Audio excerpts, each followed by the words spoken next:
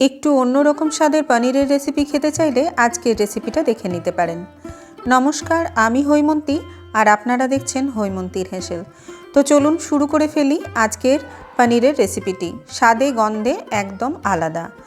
এর জন্য 200 গ্রাম পনির নিয়েছি, তাতে একটু নুন, হলুদ আর একটুখানি লঙ্কার গুঁড়ো ভালো করে মাখিয়ে নিচ্ছি।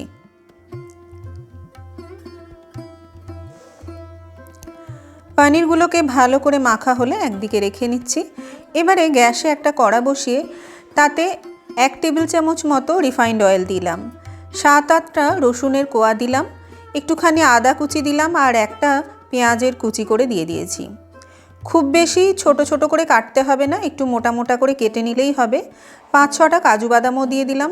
এবার সমস্তগুলোকে একটুখানি ভেজে নিতে হবে, মিনিট খানেক মতো ভেজে নেব।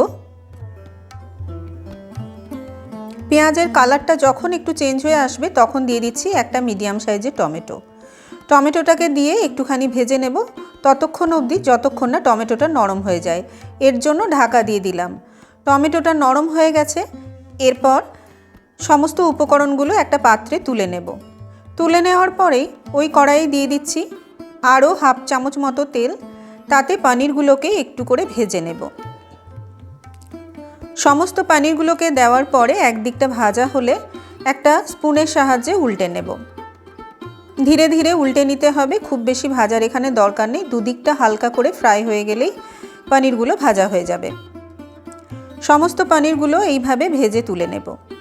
বন্ধুরা, আজকের রেসিপিটা কিন্তু একদম স্বাদে আর গন্ধে আলাদা। যদি অন্যরকম একটা রেসিপি খেতে ইচ্ছে করে তাহলে আজকের রেসিপিটা অবশ্যই বাড়িতে একবার ট্রাই করবেন, আর কেমন হলো আমাকে কমেন্ট করতে ভুলবেন না। আর বন্ধুরা, আজকের এই রেসিপিটির নাম কিন্তু আপনারা দেবেন। আজকের রেসিপিটা কি নাম দেবেন সেটা অবশ্যই আপনারা কমেন্টে জানাবেন। এবার একটা গ্রাইন্ডিং জারে 1/2 কাপ করে ধনেপাতা পুদিনা পাতা নিয়ে নিলাম আর নিয়েছি স্বাদ মতো কাঁচা লঙ্কা। এরপর ভেজে রাখা টমেটো, পেঁয়াজ, আদা, রসুন, কাজু বাদামটা দিয়ে দিচ্ছি। এগুলো ঠান্ডা হয়ে গেছে, সমস্তটা গ্রাইন্ডিং জারে দিয়ে দিলাম। অল্প একটু জল দিয়ে ভালো করে পিষে নিয়েছি, একদম স্মুথভাবে পিষে নিতে হবে।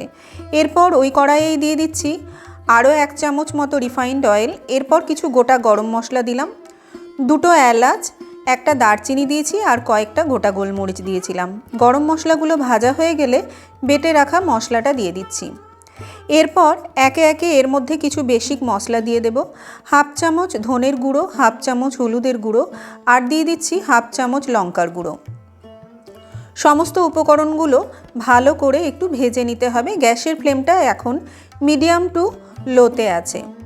মশলা থেকে যখন তেল ছেড়ে দেবে তখন এর মধ্যে দিয়ে দিচ্ছি একটুখানি জল।